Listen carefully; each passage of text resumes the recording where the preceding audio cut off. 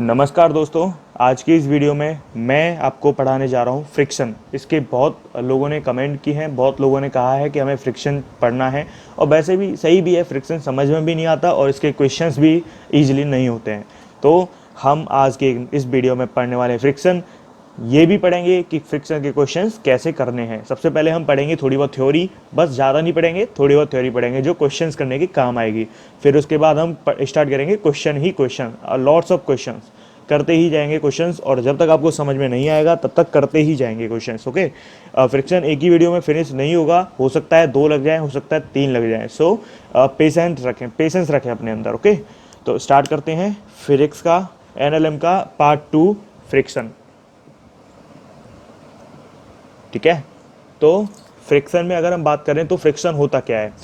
Friction जो है वो एक अपोजिंग फोर्स है जो एक बॉडी पे लगता है जब वो दूसरी बॉडी के या सरफेस के ऊपर मूव करती है, या तो मूव कर रही हो या मूव करने की टेंडेंसी रखती हो। ठीक है, या तो मूव कर रही हो या मूव करने की टेंडेंसी रखती हो, तो उस केस में फ्रिक्शन लगता है दोनों के बीच में।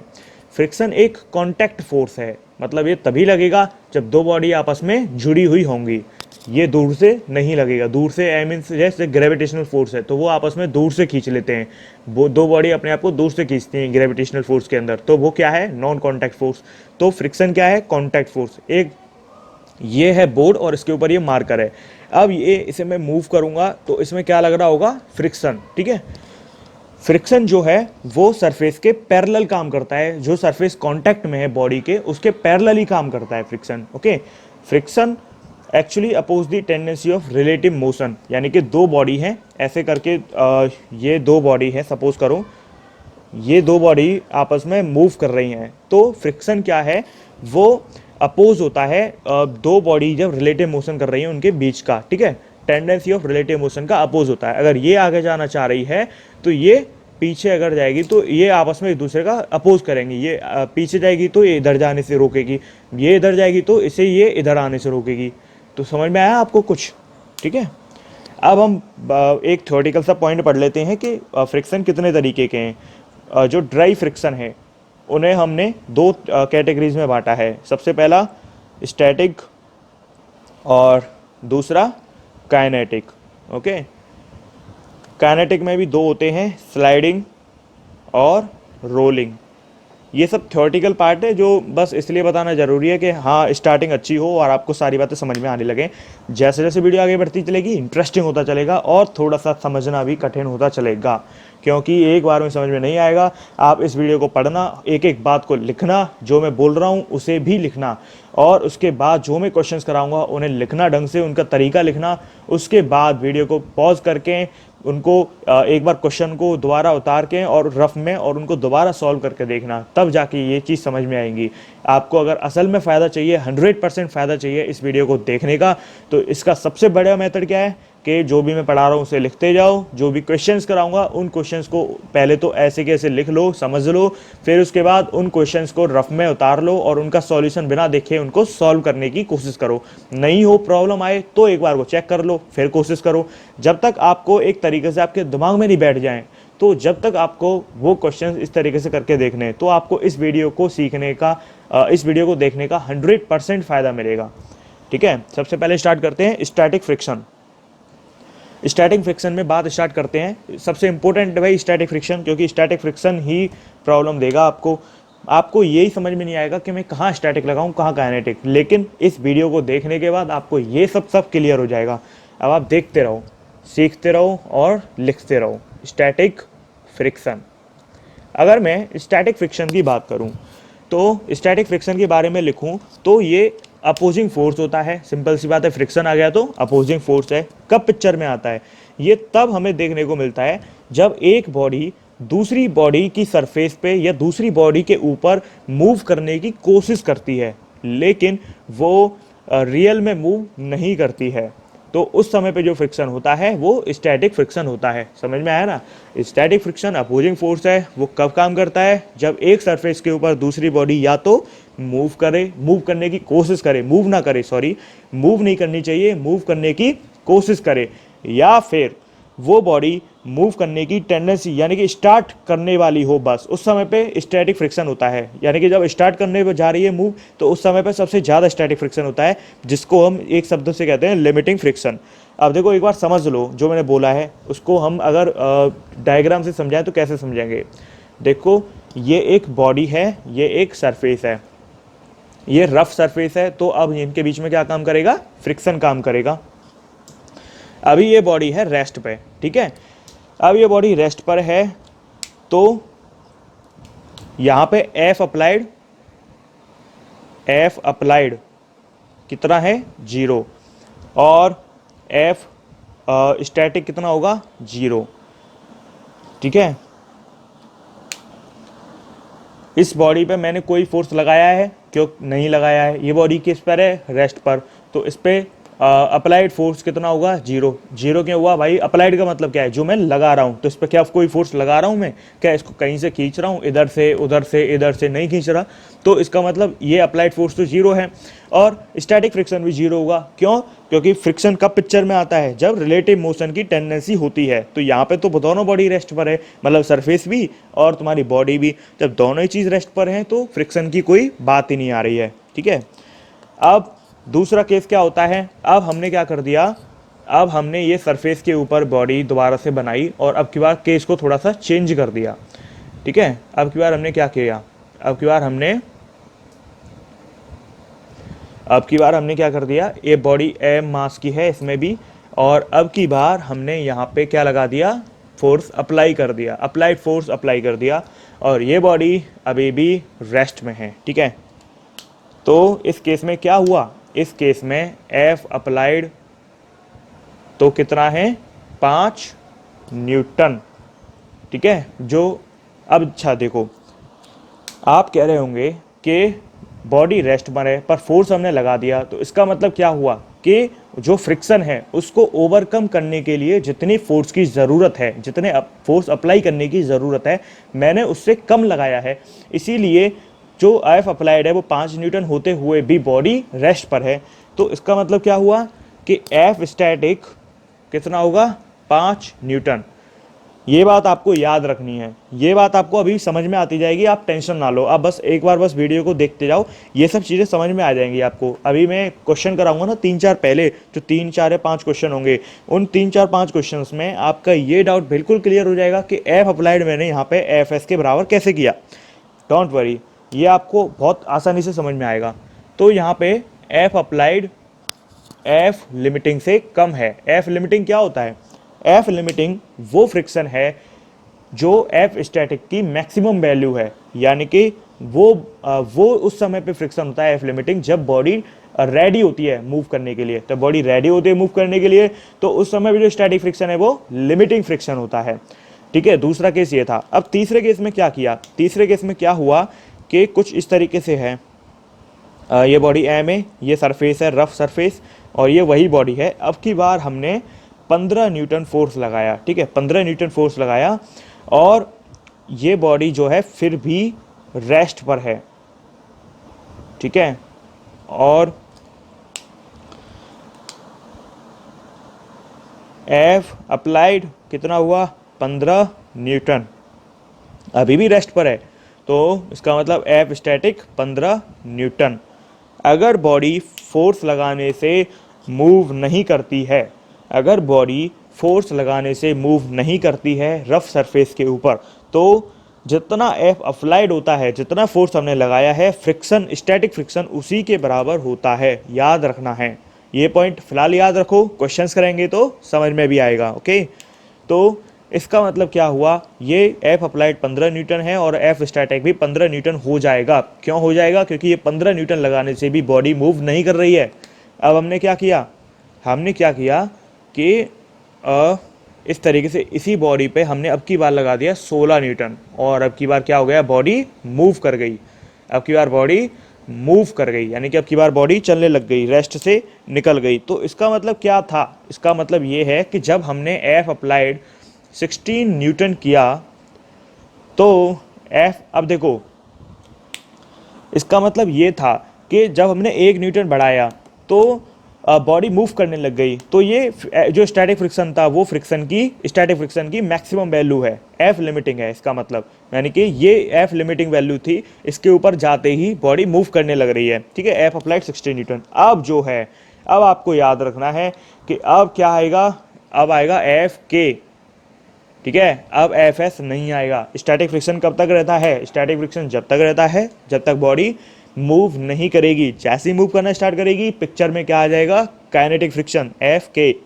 एफ एस जो है वो एक सेल्फ एडजस्टिंग फ्रिक्शन फोर्स है, यानी कि जो जब तक अगर बॉडी रेस्ट में है और अप्लाइड फोर्स लगाने पर भी बॉडी रेस्ट में है तो उस केस में जो स्टैटिक फ्रिक्शन की वैल्यू होगी वो उसी अप्लाइड फोर्स के बराबर आएगी। ये सब बातें समझ में आने लगेंगी, डोंट वरी।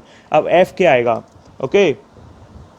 तो अब आपको क्या याद रखना है, एफ के पिक्चर में आएगा और एफ के जो है हम निकालेंगे अलग तरीके से, म्यू के एन वाले तरीके से निकाला जाता है, बताऊंगा, सब बताऊंगा, डोंट वरी। और अब एफ के पिक्चर में आते ही एक्सेलरेशन आ जाएगा, और एक्सेलरेशन क्या बताया था, net force upon total mass. तो नेट फोर्स कितना होगा, applied force minus kinetic friction, not static friction, क्योंकि जैसी बॉडी मूव करने लगेगी तो स्टैटिक फ्रिक्शन की चेंज हो जाएगा काइनेटिक फ्रिक्शन में। तो applied friction minus kinetic friction upon total mass, okay. तो ये था मेरा समझाने के लिए छोटे से डायग्राम। अब ये थ्योरी वाला पार्ट जो है थोड़ा सा कवर अप होने लगा है, अब थोड़ा सा और बढ़ते हैं आगे, थोड़ा सा इसी थ्योरी को आगे बढ़ाते हुए, क्योंकि थ्योरी पढ़ाना जरूरी था, क्योंकि पता नहीं आपने किस तरीके से थ्योरी को पढ़ा होगा। मैं जब क्वेश्चन कराऊंगा तो उसमें इस थ्योरी का इस्तेमाल करूंगा, तो मैं आपसे पूछूंगा कि मैंने ये बताया था, तो आप कह सकते हो कि हाँ मैंने ये बताया था। तो इसीलिए मैं आपको ये पढ़ा रहा हूँ जिससे आपको प्रॉब्लम ना हो, क्योंकि पता नहीं आपने क्या समझ के पढ़ा होगा, किस तरीके से समझा होगा चीज़ों को। मैं अपने हिसाब से समझा रहा हूँ और फिर मैं अपने हिसाब से क्वेश्चन कराऊंगा, तो डेफिनेटली आपकी बातें ज़्यादा समझ में आने वाली हैं। देखो मैंने क्या लिखा है, मैंने लिखा है कि लिमिटिंग फ्रिक्शन जो है वो ज़्यादा है अप्लाइड फोर्स से, और इस केस में अप्लाइड फोर्स ज़्यादा है लिमिटिंग फ्रिक्शन से या उसके बराबर है। तो अब आप मेरे को ये बताओ, अच्छा एफ लिमिटिंग क्या था, एफ लिमिटिंग स्टैटिक फ्रिक्शन की मैक्सिमम वैल्यू थी। एफ लिमिटिंग पर बॉडी जो है वो रेडी हो चुकी है मूव करने के लिए, और उससे हल्का सा भी एफ लिमिटिंग से ज़्यादा हमने फोर्स लगा दिया तो बॉडी मूव करने लग जाएगी और फ्रिक्शन चेंज हो जाएगा एफ के में। अब देखो, अब एफ अप्लाइड पहले केस में कम या बराबर है एफ लिमिटिंग के, तो ये कैसी कंडीशन है, इसमें रेस्ट पे होगी बॉडी या मूव करेगी, बताओ। ऑब्वियसली इस पे क्या होगी, रेस्ट पे होगी, क्योंकि जो हमने फोर्स लगाया है बॉडी पे वो उसके जो अपोजिंग फोर्स है उससे कम है। अब इस केस में दूसरे में हमने जो फोर्स लगाया है बॉडी पे वो अपोजिंग फोर्स से ज़्यादा है, तो यहाँ पे बॉडी क्या होगी, फॉर मूव, बॉडी मूव करेगी फॉर मूविंग, ठीक है। तो ये कंडीशन आपको याद रखनी है, ये आप इसकी ये चीज़ आपको समझ में तब आएगी, मतलब क्वेश्चन में कैसे अप्लाई करने के काम आएगी, ये चीज़ आपको तब समझ में आएगी जब मैं इस तरीके के क्वेश्चंस कराऊंगा। तो डोंट वरी, मैं सारे क्वेश्चंस आपको कराऊंगा, पूरा टॉपिक फ्रिक्शन आपको पढ़ा के जाऊंगा, डोंट वरी। मैं आपको डबल ब्लॉक सिस्टम वाले भी क्वेश्चंस कोशिश करूंगा बताने की, पर लेकिन जो बेसिक चीज़ है ना फ्रिक्शन की, जो 60% या 70% चीज़ है, जो जान है फ्रिक्शन की, वो मैं ज़रूर आपको समझाऊंगा। उसके बाद फिर आप आगे आपका बहुत रास्ता ईजी हो जाएगा। तो ये कंडीशन है, आपको याद रखनी है, इसका इस्तेमाल करना बताऊंगा क्वेश्चंस में। तो ये ना समझे कि सिर्फ थ्योरी पढ़ा के काम चला रहा हूँ, नहीं, इसका इस्तेमाल करना भी सिखाऊंगा। लेकिन आगे थोड़ा सा रुको, थोड़ा सा और चीज़ों को समझो, उसके बाद क्वेश्चंस करेंगे, तब मैं आपको ध्यान दिलवाऊंगा कि मैंने जो कंडीशंस लिखवाई थी वो यहाँ पे इस्तेमाल हो रही हैं, ओके। अच्छा, अब एफ एस के बारे में आप एक बात और लिख लेना, एफ एस मतलब स्टैटिक फ्रिक्शन। इसको आप ऊपर जो आपकी नोटबुक में जो ऊपर छोटी जगह होगी खाली, उसमें लिख लेना कि is a self adjusting force. इसका मतलब क्या है, इसका मतलब ये है कि अगर मान लो पहले 4 केस थे, पहले तीनों केसेस में क्या हो रहा था कि एफ अप्लाइड लगाने से बॉडी मूव ही नहीं कर रही थी, मतलब हम एफ अप्लाइड कम लगा रहे थे जितना रिक्वायर्ड है। तो स्टैटिक फ्रिक्शन एक सेल्फ एडजस्टिंग फोर्स है, यानी कि अगर जब तक बॉडी मूव नहीं करेगी एफ अप्लाइड लगाने से तो स्टैटिक फ्रिक्शन एफ अप्लाइड के बराबर ही होगा। अगर बॉडी मूव कर जाती है तो जो एफ स्टैटिक था उसकी जो मैक्सिमम वैल्यू है उससे 1 न्यूटन फालतू लगाया तो बॉडी मूव कर गई। इसका मतलब क्या हुआ कि वो जो एफ एल था वो एफ एस की मैक्सिमम वैल्यू पहुंच चुका है, यानी कि बॉडी मूव करने के लिए रेडी हो चुकी है। और जब जैसी बॉडी मूव कर गई तो पिक्चर में क्या आ जाएगा, एफ के, यानी कि काइनेटिक फ्रिक्शन। अभी तक पिक्चर में जब तक स्टैटिक फ्रिक्शन रहेगा, जब तक बॉडी मूव नहीं करेगी, जैसे ही मूव करने लगेगी पिक्चर में आ जाएगा एफ के। अब देखो स्टैटिक फ्रिक्शन एक सेल्फ एडजस्टिंग फोर्स है, इसका मतलब समझ में आना चाहिए कि स्टैटिक फ्रिक्शन जो है वो अप्लाइड फोर्स के बराबर ही होता है जब तक बॉडी मूव नहीं कर रही है। ठीक है, जब तक जैसी बॉडी मूव करेगी स्टैटिक फ्रिक्शन चेंज हो जाएगा काइनेटिक फ्रिक्शन में, फिर काइनेटिक फ्रिक्शन के ऊपर क्वेश्चन होंगे। ओके, तो ये समझ में आना चाहिए। आई होप ये समझ में आ रही होंगी आपको बातें। डोंट वरी, नहीं आ रही हो तो भी कोई दिक्कत नहीं है, क्वेश्चंस करेंगे तो आपको बिल्कुल ढंग से समझ में आ जाएंगी, इस बात की मैं गारंटी दे रहा हूँ। ये भी समझ में आना चाहिए। इसका मतलब क्या है कि मिनिमम कितना हो सकता है स्टैटिक फ्रिक्शन, 0 भाई, मिनिमम इतना ही होगा। और मैक्सिमम कितना हो सकता है, एफ एल। एफ एल क्या है, लिमिटिंग फ्रिक्शन। तो अब मैं वही बता देता हूँ आपको। अच्छा, तो एक बात बताओ, तो एफ एस की जो वैल्यू है, स्टैटिक फ्रिक्शन की वैल्यू किस किस के बीच में आई, ये 0 से बड़ी या बराबर होगी, और एफ एल से बराबर, या एफ एल की वैल्यू या इसके या तो बराबर होगी या इससे ज़्यादा होगी। तो ये चीज़ समझ में आई आपको। अब मैं आपको बताने जा रहा हूं limiting friction. Limiting friction, limiting friction में आपको बताने जा रहा हूं।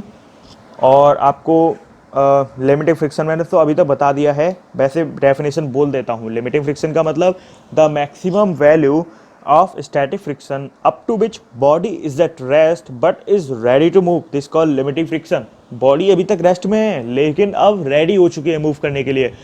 उस मैक्सिमम वैल्यू जो स्टैटिक फ्रिक्शन होती है उसे हम लिमिटिंग फ्रिक्शन कहते हैं। Limiting friction area of contact पे डिपेंड नहीं करती है। ऊपर लिख लेना, छोटी सी जगह में कभी काम आ सकता है कंसेप्चुअल क्वेश्चन को करने में। Limiting friction area of contact पे डिपेंड नहीं करती है, चाहे 1 सेंटीमीटर बाई 1 सेंटीमीटर का एरिया टच हो, चाहे 10 सेंटीमीटर गुणा 10 सेंटीमीटर का एरिया टच हो, चाहे कितने का भी एरिया टच हो, लेकिन लिमिटिंग फ्रिक्शन उतना ही होगा उस बॉडी और सरफेस के कांटेक्ट, अगर जो म्यू एस की वैल्यू है वो सेम है तो। ठीक है, तो लिमिटिंग फ्रिक्शन आप लिख लेना, लिख देता हूं चलो।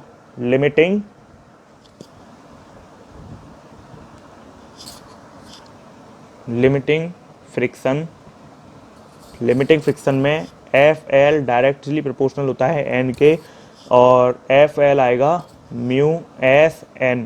ठीक है, ये है आपका सबसे इंपॉर्टेंट फॉर्मूला, बेसिक सा फॉर्मूला है, याद हो जाएगा क्वेश्चन करते करते। ठीक है, यहाँ पे म्यू एस होता है coefficients of static friction. Okay, ऐसे म्यू के का आएगा, वहाँ पे म्यू के एन होगा, म्यू के होगा coefficient of kinetic friction. Simple सा है, कुछ भी नहीं है फ्रिक्शन, बस एक बार समझ में आ जाए, एक बार क्वेश्चन से लगा लो, टॉपिक को समझ लो, कंसेप्ट समझ में आ जाए, दैट्स इट, इसी में फ्रिक्शन तैयार। Mu S coefficient of static friction, और ये फॉर्मूला है, यानी कि लिमिटिंग फ्रिक्शन का जो फॉर्मूला है वो म्यू एस एन है। ओके, हम हमेशा क्वेश्चन में लिमिटिंग फ्रिक्शन निकाला करेंगे, हम देखेंगे कि इसका लिमिटिंग फ्रिक्शन इतना है और अप्लाइड फोर्स इतना है, तो कि कौन सा केस है, ये बॉडी मूव कर रही है या बॉडी रेस्ट पर है। अगर बॉडी रेस्ट पर होगी तो स्टैटिक फ्रिक्शन एफ अप्लाइड के बराबर आ जाएगा, और बॉडी मूव कर रही होगी तो काइनेटिक फ्रिक्शन पिक्चर में आ जाएगा, फिर एक्सेलरेशन निकालेंगे। समझ में आ रहा है ना, तो आना भी चाहिए। और लिख लेना ये बात तो कि F L depends on nature of surface in contact, वो नेचर पे डिपेंड कर रही है, वो एरिया पे डिपेंड नहीं कर रही है। नेचर मतलब उनकी रफनेस कितनी है, उनकी स्मूथनेस कितनी है, ज़्यादा रफनेस तो ज़्यादा एफ एल, कम रफनेस तो कम एफ एल, तो नेचर पे तो डिपेंड करेगी, एरिया पे डिपेंड नहीं करेगी। ठीक है, जब तक नॉर्मल रिएक्शन सेम है, नॉर्मल रिएक्शन मतलब एक बॉडी है और इसके ऊपर ये एम मास है, इसका वेट होगा एम जी, तो इसका नॉर्मल किसके बराबर होगा, एन इक्वल टू, तो इसका नॉर्मल होगा एम जी के बराबर। अगर ये नॉर्मल रिएक्शन सेम है, जब तक वो एरिया पे डिपेंड नहीं करेगा लिमिटिंग फ्रिक्शन, ये चीज़ समझ में आनी चाहिए। अब हम आते हैं काइनेटिक फ्रिक्शन पे। थोड़ा थोड़ा जल्दी पढ़ा रहा हूँ इस थ्योरी को, आप भी बोर हो रहे होंगे, थ्योरी इतनी इंपॉर्टेंट है नहीं, बस फॉर्मूले बताने हैं और थोड़ा सा आपके दिमाग में बैठाना है चीज़ें कि कब क्या पिक्चर में आने वाला है क्वेश्चंस करते वक्त, तो आपको क्वेश्चंस में आसानी होने वाली है, आपके दिमाग में बैठ गया तो। Kinetic friction, the opposite force that comes into play when one body actually move over the surface, यानी कि अब की बार कब फ्रिक्शन पिक्चर में आ रहा है, जब बॉडी मूव कर रही है, यानी कि अब की बार ऐसा नहीं हो रहा कि बॉडी की या तो टेंडेंसी है या मूव नहीं कर रही है, उस केस में था स्टैटिक या लिमिटिंग। इस केस में क्या हो रहा है कि एक्चुअली में मूव कर रही है। जब एक्चुअली में मूव कर रही है कोई बॉडी, तो उस केस में जो फ्रिक्शन होने वाला है वो काइनेटिक फ्रिक्शन होने वाला है। ठीक है, तो काइनेटिक फ्रिक्शन की डेफिनेशन आप एक बार थोड़ा सा वीडियो को दोबारा सुन के लिख लेना। और एफ के का फॉर्मूला आता है म्यू के एन। सिंपल, म्यू के जो होता है वो होता है coefficient of kinetic friction. Simple है सब कुछ, बहुत इजी है, डोंट वरी, कुछ भी नहीं है। बस क्वेश्चंस कराऊंगा, मेन चीज़ क्वेश्चंस है। थ्योरी बताना इसलिए ज़रूरी था क्योंकि पता नहीं आपने किस तरीके से पढ़ी होगी। जब मैं क्वेश्चंस कराऊंगा तो मेरी ही थ्योरी आपको काम आने वाली है, क्योंकि मैं ही अपने तरीके से क्वेश्चन कराने वाला हूँ। आप कुछ पॉइंट लिख लेना इस काइनेटिक फ्रिक्शन के बारे में। पहला point, kinetic friction is a constant friction and does not depend on applied force and type of motion. Motion मतलब यूनिफॉर्म मोशन है, एक्सेलरेटेड मोशन है या रिटार्डेड मोशन है। समझो क्या कह रहा हूँ। काइनेटिक फ्रिक्शन एक कांस्टेंट फ्रिक्शन है, मतलब क्या हुआ कि काइनेटिक फ्रिक्शन फिक्स होगा हमेशा, ये कभी भी अप्लाइड फोर्स पे डिपेंड नहीं करेगा। जैसे स्टैटिक फ्रिक्शन था वो अप्लाइड फोर्स के हिसाब से चेंज हो रहा था, लेकिन काइनेटिक फ्रिक्शन ऐसे चेंज नहीं होगा, याद रखना है आपको। ठीक है, दोनों ही म्यू एस और म्यू के वो यूनिट लेस और डायमेंशन लेस हैं, याद रख लें। म्यू के और म्यू एस दोनों ही यूनिट लेस और डायमेंशन लेस हैं, याद रखें। तीसरा पॉइंट, जनरली जो म्यू के है यानी कि कोफिशिएंट ऑफ काइनेटिक फ्रिक्शन वो कम होता है, सिंगल इज गिवन दैट। और म्यू के मतलब देखो क्या है कि जनरली कम होता है लेकिन लगभग बराबर होते हैं ज़्यादातर। ठीक है, तो म्यू के, म्यू एस और म्यू ये आप याद रखना। म्यू के बराबर होगा म्यू एस के बराबर होगा म्यू के। जनरली थोड़ा सा कम होता है लेकिन वो बराबर ही लगभग होते हैं। तो हम हमेशा म्यू जो लिखेंगे वो म्यू के भी होगा और म्यू एस भी होगा, क्योंकि दोनों बराबर होते हैं। ठीक है, एफ के या एफ एल वो किसके बराबर हो जाएगा फिर, म्यू एन के। मतलब क्या हुआ भाई, देखो एफ के होता है म्यू के एन, एफ एल होता है म्यू एस एन, और म्यू के और म्यू एस किसके बराबर है, म्यू के मान लिए हैं। तो ये फॉर्मूला क्या बन जाएगा, म्यू एन। ठीक है, समझ में आया ना, आना भी चाहिए, कुछ है नहीं इसमें समझने को, तो टेंशन वाली बात ही नहीं है। ओके, जनरली क्या होता है, एफ के लेस देन होता है एफ एल से। ओके, म्यू के एन लेस देन होगा म्यू एल एन से। एल मतलब एस, मतलब एल का मतलब एस है, वो स्टैटिक फ्रिक्शन ऑफ कोफिशिएंट की बात हो रही है, कोफिशिएंट ऑफ स्टैटिक फ्रिक्शन। तो कुछ इस तरीके से होगा, ये दोनों कट जाएंगे एन एन। तो इसका मतलब क्या हुआ कि म्यू एस ज़्यादा होता है म्यू के, लेकिन हमने यहाँ बराबर क्यों लिख दिए, क्योंकि डिफरेंस बहुत कम होता है, यानी कि बहुत कम वैल्यू से बड़ा होता है वो। ठीक है, बस इतना तो समझाना, तो इसमें कुछ खास है नहीं, इसलिए समझाना ज़रूरी था। क्योंकि अब हम थोड़ा सा और थोड़ा सा आगे बढ़ते हुए, बस 5-10 मिनट की थ्योरी और रह गई है। अब 5 में 10 मिनट बेसिक थ्योरी वो तो ख़त्म हो गई। अब मैं आपको क्वेश्चन की अप्रोच बताऊंगा, वो थ्योरी नहीं है, वो तो ज़रूरी बताना ही था, चाहे मैं थ्योरी नहीं पढ़ा था तो भी ये बताने पड़ता। क्वेश्चन की अप्रोच बताने वाला हूँ अब मैं। अच्छा, उससे पहले मैं आपको एक जो भी मैंने पढ़ाया है उसका एक ग्राफ बना के समझा देता हूँ, वो काम आता है, आपकी ग्राफ समझ में भी आ जाएगा, थ्योरी भी आपकी पूरी हो जाएगी, फिर ये नहीं रहेगा कि थ्योरी पूरी नहीं हुई। देखो, इधर हम ले लेते हैं फ्रिक्शन और इधर हम ले लेते हैं एफ अप्लाइड। ठीक है, वो फोर्स जो हम लगा रहे हैं, वो फोर्स जो अपोज कर रहा है। क्या होगा कि जैसे जैसे हम एफ अप्लाइड बढ़ाते जाएंगे, वैसे वैसे जो एफ स्टैटिक की वैल्यू है वो एफ अप्लाइड के बराबर होती जाती है। ठीक है, ये ग्राफ पता है आपको कब ढंग से समझ में आएगा, जब आप इस वीडियो को पूरा देख लेंगे और फिर इस वीडियो को पूरा देखने के बाद इस वीडियो को शुरू से देखेंगे, तो आपको जो सारी बातें समझ में आने लगेंगी कि मैं क्या कह रहा था। क्योंकि पूरी देख लेंगे तो मैं कई सारे क्वेश्चन करवा चुका हूँगा, और कई सारे क्वेश्चन करवा चुका हूँगा तो उससे क्या होगा कि आपके मन में, आपके दिमाग में वो चीज़ें बैठ गई होंगी। जब आप इस वीडियो को दोबारा देखोगे रिवीजन के तौर पे, तो आपको एक एक बात समझ में आएगी। डोंट वरी, ये ग्राफ भी आपको अपने आप ही समझ में आएगा कि हो क्या रहा है।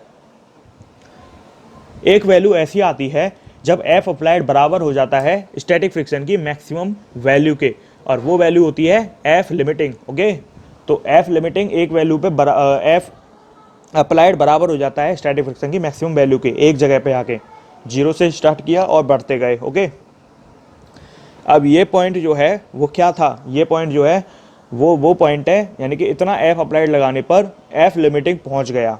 अब एफ लिमिटिंग जो है वो मैक्सिमम वैल्यू होती है, हमेशा याद रखना। जो काइनेटिक फ्रिक्शन आएगा वो एफ लिमिटिंग से कम ही होता है। तो क्या होगा, अब एक कांस्टेंट फ्रिक्शन आ जाएगा पिक्चर में। वो कांस्टेंट फ्रिक्शन क्या था, एफ के। समझ में आई ना बात? यही तो मैं समझा रहा था जब से। क्या कह रहा था मैं, ये यहाँ तक एफ स्टैटिक है, यहाँ पहुँचते ही एफ लिमिटिंग हो गया, और अब एक कांस्टेंट फ्रिक्शन पिक्चर में आ गया, काइनेटिक फ्रिक्शन। समझ में आई ना बात? इसका मतलब क्या है, यहाँ से यहाँ तक की वैल्यू क्या है, काइनेटिक फ्रिक्शन। और ये हमेशा एंगल होता है 45 डिग्री का। कुछ नहीं है, ग्राफ क्या कह रहा है, जब हम जीरो से बढ़े यानी कि हमने फोर्स अप्लाई करते गए तो स्टैटिक फ्रिक्शन उसी अप्लाई फोर्स के बराबर होता जाएगा। एक वैल्यू पे आके लिमिटिंग फ्रिक्शन हो गया, इसका मतलब स्टैटिक फ्रिक्शन की मैक्सिमम वैल्यू आ चुकी है। लेकिन मैंने क्या बताया था, काइनेटिक फ्रिक्शन, काइनेटिक फ्रिक्शन जो है वो एक कांस्टेंट वैल्यू होती है। तो काइनेटिक फ्रिक्शन जो है अब कांस्टेंट वैल्यू पे पहुंच जाएगा, यानी कि फ्रिक्शन जो है वो कांस्टेंट वैल्यू पे पहुंच जाएगा। उससे क्या होगा कि अब एक कांस्टेंट वैल्यू आ गई। वो कांस्टेंट वैल्यू किसकी हो सकती है, काइनेटिक फ्रिक्शन की। मैंने बताया था ना कि एफ के काइनेटिक फ्रिक्शन जो है उसकी एक कांस्टेंट वैल्यू होती है। तो आपको सारी बातें समझ में आनी चाहिए। ये ग्राफ भी आपको तब ढंग से और समझ में आ जाएगा जब आप दोबारा देखेंगे। अब मैं बताने जा रहा हूँ अप्रोच। अब मैं आपको वो चीज़ बताने जा रहा हूँ जो क्वेश्चंस करने के काम आने वाली है, वो आपको समझनी है। अब मैं आपको अपनी जितनी भी थ्योरी बताई है उसका एक कंक्लूजन लिखने जा रहा हूँ, उसका एक निष्कर्ष बताने जा रहा हूँ कि हाँ ये कंक्लूजन था मेरी इतनी सारी बातों का। सबसे पहला क्या था कि यदि एफ अप्लाइड 0 है तो बताओ स्टैटिक फ्रिक्शन कितना होगा, 0 होगा। क्यों? क्योंकि बॉडी मूव ही नहीं करेगी, बॉडी रेस्ट पर है। बॉडी रेस्ट पर है तो कोई भी फ्रिक्शन काम नहीं करेगा। फ्रिक्शन जो है वो एक अपोजिंग फोर्स है जो एक्ट करता है, अपोज करता है रिलेटिव मोशन को। जब रिलेटिव मोशन ही नहीं हो रहा तो काय का एक्ट करेगा, काय के अपोज करेगा, तो वो 0 ही होगा। सेकंड है, if F applied F limiting से कम है, यानी कि एफ स्टैटिक की मैक्सिमम वैल्यू से अगर एफ अप्लाइड फोर्स कम है, जो हमने लगाया है वो force maximum value of static force से अगर कम है, तो then body remains at rest. तो बॉडी जो है वो रुकी रहेगी और एफ स्टैटिक एफ अप्लाइड के बराबर आएगा। समझ में आया? अगर एफ लिमिटिंग एफ अप्लाइड से ज़्यादा होगा, यानी कि एफ अप्लाइड एफ लिमिटिंग से कम है अभी, तो बॉडी रेस्ट पर रहेगी। तो बॉडी रेस्ट पर रहेगी और स्टैटिक फ्रिक्शन एफ अप्लाइड के बराबर आएगा। ठीक है। पॉइंट नंबर थ्री क्या है कि इफ़ एफ अप्लाइड बराबर है एफ लिमिटिंग के। समझ में आ रहा है? यदि अप्लाइड फोर्स किसके बराबर हो गया, स्टैटिक फ्रिक्शन की मैक्सिमम वैल्यू के, तो उस केस में बॉडी तो रेस्ट पर ही है, then body is at rest, body is at rest, लेकिन but is ready to move. लेकिन अब वो रेडी हो चुकी है मूव करने के लिए। ओके। एंड उस केस में जो स्टैटिक फ्रिक्शन होगा वो एफ अप्लाइड या एफ लिमिटिंग के बराबर होगा। ये चीज़ है बहुत ज़रूरी। अगर एफ अप्लाइड किसके बराबर आ रहा है, एफ लिमिटिंग के, तो उस केस में एफ स्टैटिक एफ अप्लाइड के बराबर ही होता है, और इस केस में भी एफ स्टैटिक एफ अप्लाइड के बराबर होगा। और अगर पॉइंट नंबर 4 क्या है कि यदि एफ अप्लाइड ज़्यादा हो जाता है एफ लिमिटिंग से, तो क्या होगा, अप्लाई फोर्स ज़्यादा हो गया फ्रिक्शन से, तो क्या होगा, बॉडी मूव करने लगेगी। Then body starts moving. अब बॉडी मूव करने लगेगी, और इस केस में क्या पिक्चर में आएगा, इस केस में पिक्चर में आएगा एफ के, जो किसके बराबर बताया था, म्यू के एन के बराबर। तो एक्सेलरेशन पिक्चर में आएगा। क्यों आएगा, बॉडी मूव कर रही है, बॉडी एक्सेलरेट हो रही है, तो एक्सेलरेशन क्या बताया था, नेट फोर्स। अगर ये बॉडी है, सपोज देखो ये बॉडी है और इस पे इधर लगाया अप्लाइड फोर्स, फ्रिक्शन हमेशा अपोजिट में काम करता है। एफ के क्यों लिखा, क्योंकि अब बॉडी मूव कर रही है, तो इसका एक्सेलरेशन क्या होगा, नेट फोर्स क्या होगा, बड़े में से छोटा घटा देंगे। एनएलएम में बताया था ना कि बड़े में से छोटा घटा देंगे। एनएलएम वाली वीडियो नहीं देखी हो तो उन्हें दोनों को देख लेना। अभी 2 वीडियो डाली है एनएलएम की, motion of connected bodies, attached bodies, और motion of connected bodies by string. Pulley वाली वीडियो अभी नहीं डाली है। ठीक है। तो एफ माइनस एफ के अपॉन एम, अगर इस बॉडी का मास एम है। एक्सेलरेशन क्या बताया था, नेट फोर्स बड़े में से छोटा अपॉन टोटल मास। तो अब पिक्चर में क्या आ जाएगा, एक्सेलरेशन। वो कब आएगा, जब बॉडी मूव करने लगेगी। बॉडी मूव करेगी तो पिक्चर में आते ही तुरंत आ जाएगा एफ के, एफ एस हट जाएगा, एफ के पिक्चर में आएगा, और एफ के पिक्चर में आते ही एक्सेलरेशन पिक्चर में आ जाएगा। अच्छा, ये 4 पॉइंट हो गए। अब 1-2 पॉइंट और हैं, उनको समझ लो। उसके बाद ये क्वेश्चंस के लिए बहुत ज़रूरी थे। इनको आप क्या करो, वीडियो को पॉज करना, इनको आपने लिख तो लिया ही होगा, उनको ढंग से पढ़ना, पहले 1-2 बार दिमाग में बैठाना चीज़ों को, फिर उसके बाद क्वेश्चंस की आगे पहुंच देखना, क्वेश्चंस कैसे करने हैं उस चीज़ को आप देखना, ठीक है। तो आपको आसानी से सब कुछ समझ में आ जाएगा, इतना कठिन नहीं है। मतलब लगता है शुरू शुरू में, क्योंकि सब कुछ थोड़ा सा नया नया सा है, सब कुछ थोड़ा सा समझने में दिक्कत हो जाती हैं। तो देख लेना, 1-2 बार देखना चीज़ों को, 1-2 बार वीडियो को पॉज करके, रोक के, या फिर ऐसा करना कि एक बार अब देख ली और कल देख लेना एक बार इसी वीडियो को। तो उससे क्या होगा कि आज का जो देखा हुआ है वो कल दोबारा देख लोगे तो अब सारी चीज़ें समझ में आएगी, क्योंकि पूरी वीडियो देख के दोबारा देखोगे तो उससे क्या होगा कि क्वेश्चंस आप कर चुके होंगे, तो क्या होगा उससे, ये जो थ्योरी थी ना वो आपके दिमाग में पूरी बैठ चुकी होगी। अब जब आप उस थ्योरी को दोबारा पढ़ोगे तो आपके लिए इतना आसान हो जाएगा उसे समझना जिसका कोई जवाब नहीं है।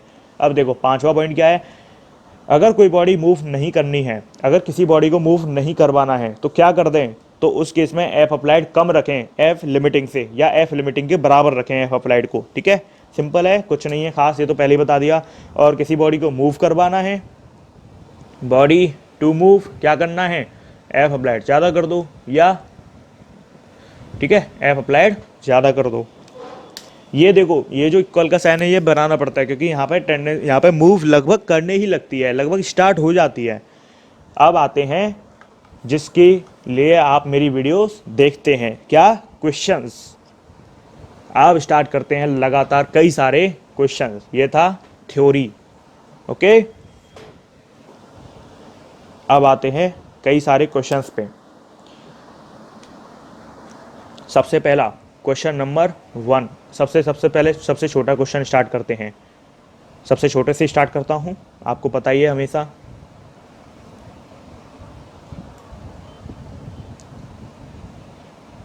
ठीक है, और क्या दे रखा है, म्यू एस की वैल्यू दे रखी है 0.6, म्यू के की वैल्यू दे रखी है 0.5, ठीक है।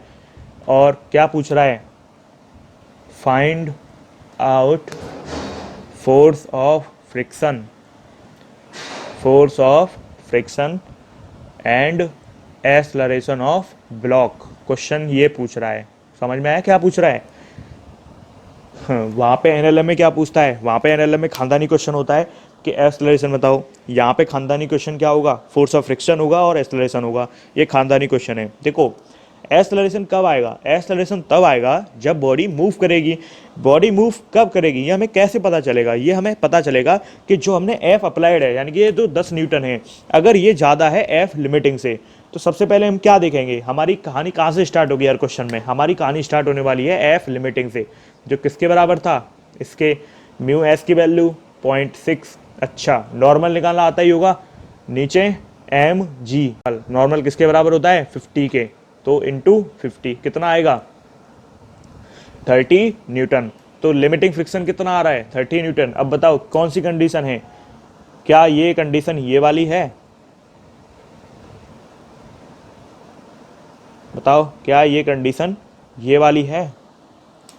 इसका मतलब क्या समझ में आ रहा है, इसका मतलब ये समझ में आ रहा है कि बॉडी किस पर है, रेस्ट पर, बॉडी चल ही नहीं रही है भाई। जब अपोजिंग फोर्स अप्लाइड फोर्स से ज़्यादा है, यानी कि जितने फोर्स की हमें चलाने के लिए ज़रूरत है उससे हम कम फोर्स दे रहे हैं, तो बॉडी रेस्ट पर रहेगी। बॉडी रेस्ट पर रहेगी तो स्टैटिक फ्रिक्शन का आंसर। अच्छा, अब कौन सा फ्रिक्शन पिक्चर में आएगा, static friction. Kinetic friction picture में नहीं आ सकता जब तक बॉडी मूव नहीं कर रही हो। तो स्टैटिक फ्रिक्शन की वैल्यू किसके बराबर हो जाती है, एफ अप्लाइड के। स्टैटिक फ्रिक्शन बताया था, स्टैटिक फ्रिक्शन जो है वो एक सेल्फ एडजस्टिंग फोर्स है जिसकी वैल्यू एफ अप्लाइड के बराबर हो जाती है अगर बॉडी मूव नहीं करे तो एफ स्टैटिक किसके बराबर है, एफ अप्लाइड के बराबर ही होगा। और वो एफ अप्लाइड कितना है 10, तो आंसर क्या है 10। और एक्सेलरेशन क्या होगा 0। क्यों होगा भाई 0, 0 इसलिए होगा भाई बॉडी मूव नहीं कर रही है, बॉडी मूव, समझ में आया ना।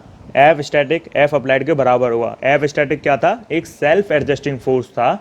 जब एफ अप्लाइड कम होने पर, यानी कि इतना एफ अप्लाइड हो कि बॉडी मूव ही नहीं कर पा रही हो, तो उस केस में स्टैटिक फ्रिक्शन जो है अप्लाइड फोर्स के बराबर आने लग जाता है। ये आपको हर क्वेश्चन में यही आपको समझना है, कब स्टैटिक फ्रिक्शन एफ अप्लाइड के बराबर होगा, कब काइनेटिक फ्रिक्शन पिक्चर में आएगा, कब क्या होगा, यही चीज़ समझनी है बस। इन्हीं पे सारे क्वेश्चन होते हैं। ये बेसिक क्वेश्चन था, आई होप समझ में आया होगा। नहीं आया समझ में तो क्या करना है, पहले तो इसको लिख लिया होगा आप लोगों ने, इसको खुद समझना है।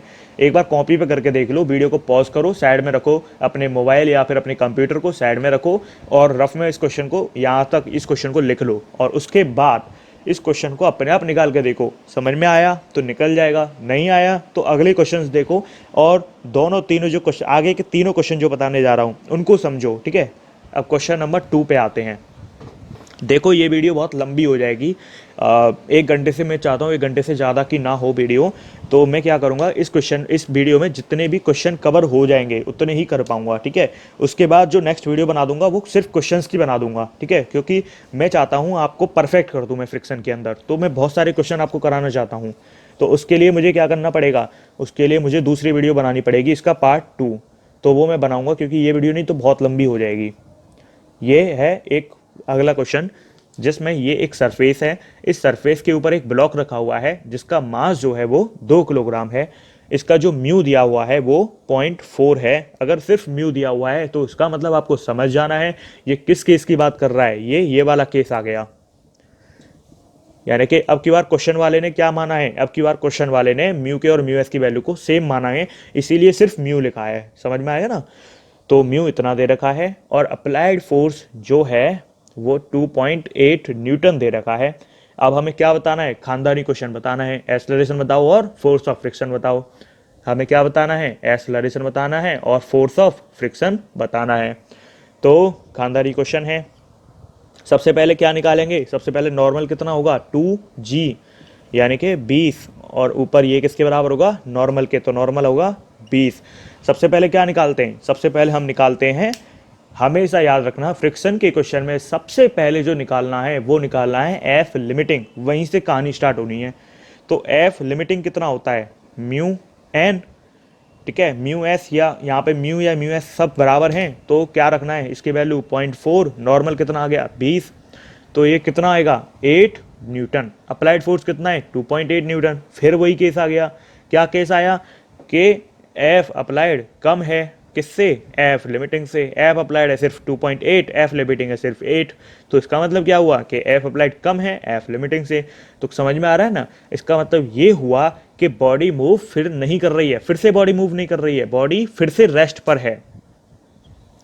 और जब बॉडी रेस्ट पर है तो काइनेटिक फ्रिक्शन पिक्चर में नहीं आएगा और एक्सेलरेशन भी पिक्चर में नहीं आएगा, तो एक्सेलरेशन 0 होगा और जो एफ एस यानी कि स्टैटिक फ्रिक्शन की वैल्यू है वो एफ अप्लाइड के बराबर हो जाएगी। क्यों हो जाएगी भाई, इसलिए हो जाएगी क्योंकि बॉडी रेस्ट पर है और बॉडी रेस्ट पर होती है तो स्टैटिक फ्रिक्शन की वैल्यू एफ अप्लाइड के बराबर ही होती है।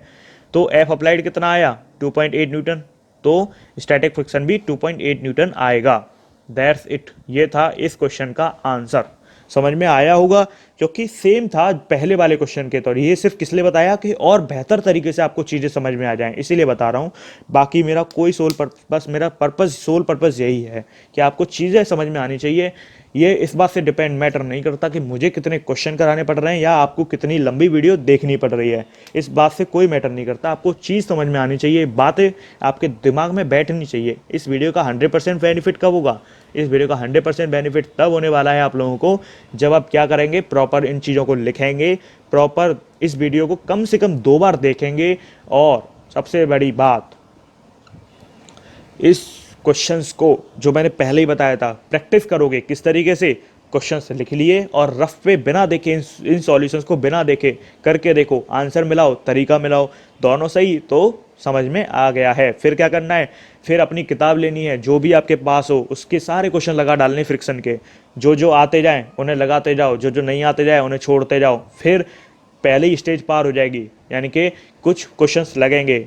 अगर 100 क्वेश्चन है तो अगर 50 भी लग रहे हैं, 40 भी लग रहे हैं पहली बार में तो मस्त है, कोई दिक्कत नहीं, गुड। और अगर 70-80 तक लग रहे हैं तो ऑसम स्कोर है, और पूरे के पूरे 100 लग गए तो एक्सीलेंट। तो इसका मतलब क्या करना है, सबसे पहले पूरी वीडियो देखो, वीडियो देखने के बाद इन्हीं क्वेश्चंस को दोबारा प्रैक्टिस करो। अगर हिम्मत है दोबारा देखने की इस वीडियो को तो फिर से पूरा देखो इस वीडियो को, और फिर उसके बाद अपनी कोई भी बुक लेके बैठो और फटाफट क्वेश्चंस को लगाते जाओ, फटाफट होते जाएंगे, डोंट वरी। ओके, खानदानी क्वेश्चन है, एक्सेलरेशन बताना है, ठीक है, और अप्लाइड भी दे रखा है, कितना, 50 न्यूटन। अच्छा, अब ये बताओ नॉर्मल किसके बराबर होगा, एम जी के बराबर, एम कितना 5, जी कितना 10, तो नॉर्मल किसके बराबर, 50 के बराबर। तो सबसे पहले क्या निकालना है, हमेशा क्या याद रखना है, सबसे पहले हमेशा किसी भी फ्रिक्शन के क्वेश्चन में एफ लिमिटिंग निकालते हैं, तो वो किसके बराबर होगा, म्यू एस एन के बराबर। म्यू एस की वैल्यू 0.4, एन की वैल्यू 50, कितना आएगा 20 न्यूटन। ओके, अच्छा अब बताओ एफ अप्लाइड ज़्यादा कि एफ लिमिटिंग ज़्यादा, अब की बार एफ अप्लाइड ज़्यादा हो गया, एफ अप्लाइड हो गया 50 तो एफ लिमिटिंग हो गया सिर्फ 20। अब की बार बॉडी मूव करेगी, अब की बार पहला ऐसा क्वेश्चन है ये तीनों में से जिसमें बॉडी मूव करेगी, तो बिना सोचे समझे क्या पिक्चर में आ जाएगा, एफ के।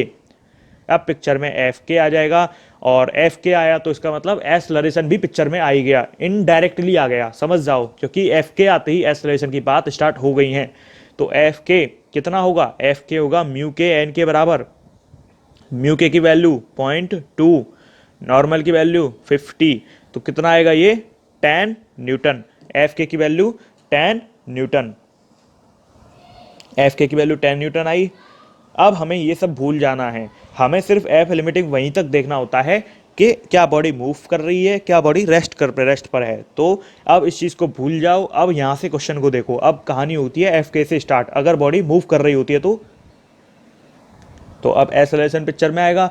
तो एक्सेलरेशन का क्या फॉर्मूला बताया था, एक्सेलरेशन का फॉर्मूला बताया था नेट फोर्स, बड़े में से छोटा घटाना है। बड़ा कौन सा है, कैपिटल एफ, छोटा कौन सा है, एफ के, अपॉन क्या, मास।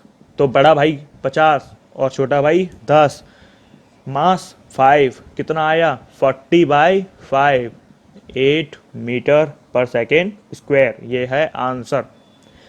समझ में आया ना क्वेश्चन कैसे करते हैं फ्रिक्शन के क्वेश्चन। फ्रिक्शन के क्वेश्चन में सबसे पहले तो ऊपर नॉर्मल निकाल के रख लो, नॉर्मल की वैल्यू 50। अब उसके बाद चेक करना है कि बॉडी रेस्ट पर है कि बॉडी मूव कर रही है।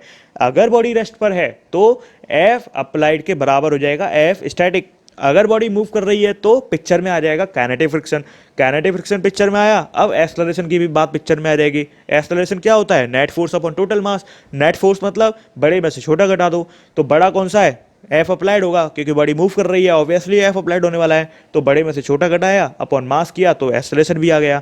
तो एक्सेलरेशन भी पता चल गया और फोर्स ऑफ फ्रिक्शन भी पता चल गया। दोनों खानदानी क्वेश्चन पता चल गए भाई, फोर्स ऑफ फ्रिक्शन भी पता चल गया 10 न्यूटन और एक्सेलरेशन भी 8 मीटर पर सेकंड स्क्वायर। अब की बार हमने वो क्यों नहीं किया कि एफ अप्लाइड के बराबर क्यों नहीं लिखा, इसलिए नहीं लिखा क्योंकि बॉडी मूव कर रही है। बॉडी रेस्ट पर होती तो स्टैटिक फ्रिक्शन की वैल्यू 50 न्यूटन के बराबर आती।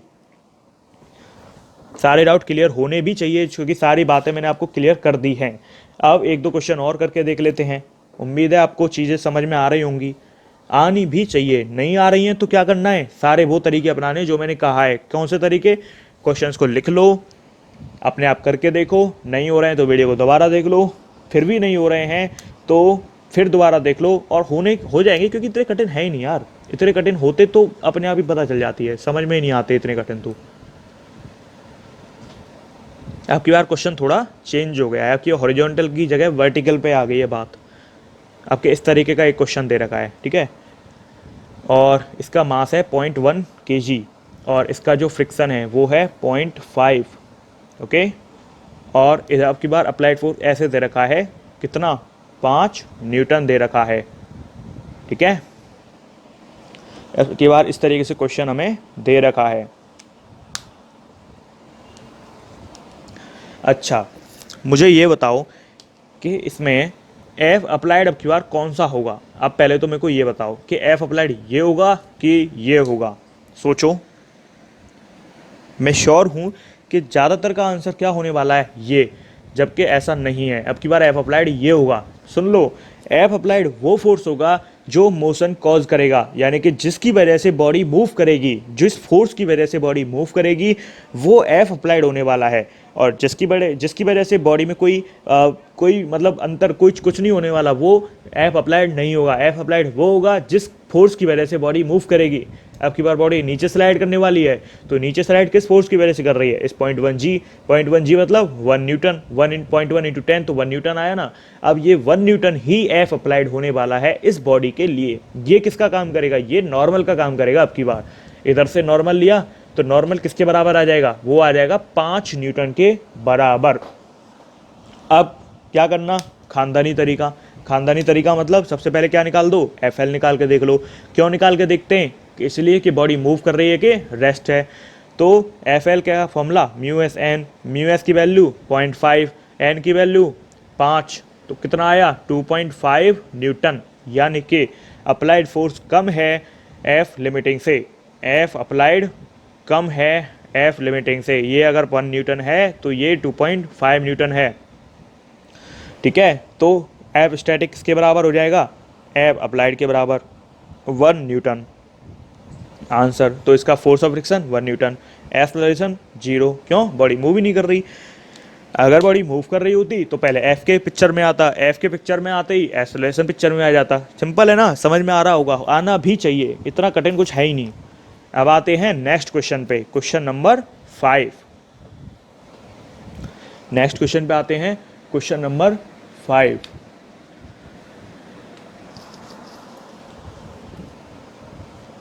देखो क्वेश्चन नंबर 5 क्या है कि इस तरीके से ये वॉल है,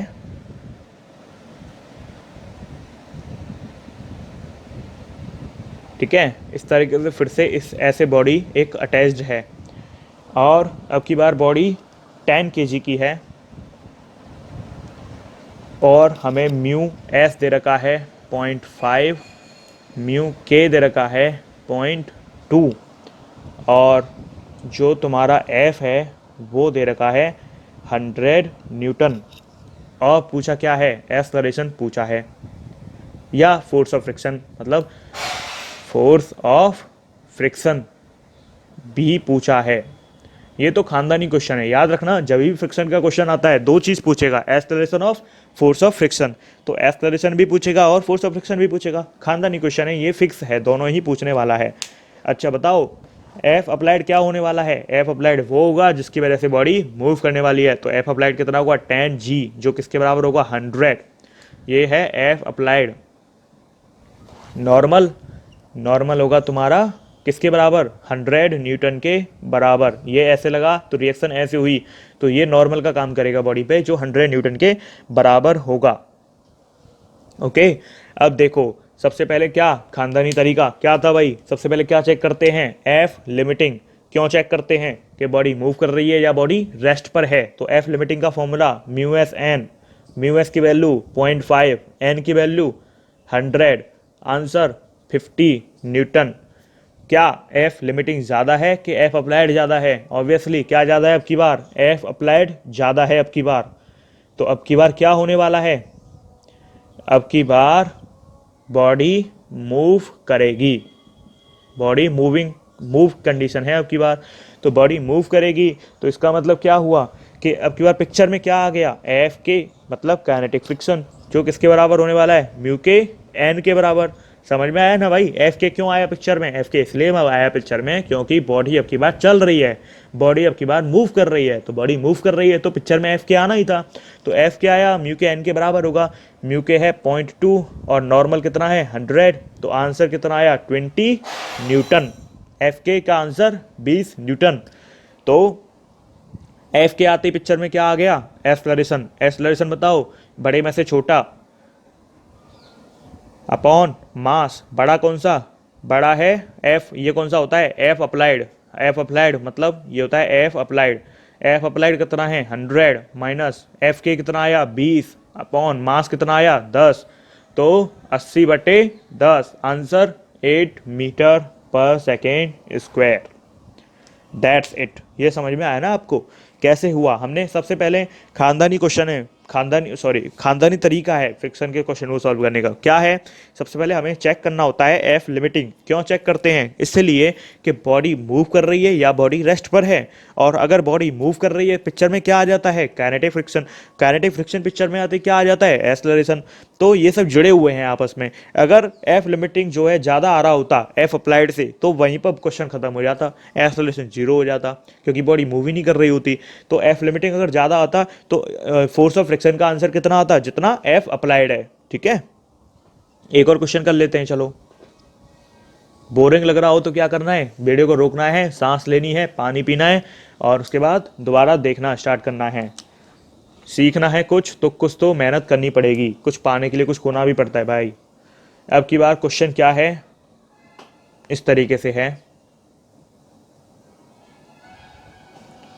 अब की बार का जो क्वेश्चन है वो कुछ इस तरीके से है कि इसका जो मास है वो 3 किलोग्राम है और ये यहाँ से फोर्स काम कर रहा है एक जो है 100 न्यूटन, और ये जो एंगल दिया हुआ है वो 30 डिग्री दिया हुआ है, 30 डिग्री का एंगल दिया हुआ है और म्यू की वैल्यू दी हुई है 1/4। क्वेश्चन पूछ रहा है find magnitude and direction of friction. ठीक है, क्वेश्चन क्या पूछ रहा है? मैग्नीट्यूड और डायरेक्शन बताओ फ्रिक्शन की। अब की बार थोड़ा सा चेंज हो गया है। कुछ नहीं भाई, कुछ भी चेंज नहीं हुआ है। क्या आपने एनएलएम वाली वीडियो देख ली है? अगर आपने एनएलएम वाली जो फर्स्ट वीडियो है वो अगर आपने देख ली है, कौन सी? Motion of connected bodies, attached body, motion of connected bodies, अगर आपने वो वाली वीडियोस देख रखी है तो उसमें क्या बताया था मैंने? उसमें बताया था किसी भी वेक्टर को रिजॉल्व करना, कि अगर वेक्टर को रिजॉल्व करना है तो कैसे करेंगे? जिस साइड से एंगल बन रहा है उस साइड में क्या? उस साइड में आता है कॉस, और जिस साइड में नहीं बन रहा उस साइड में आता है साइन।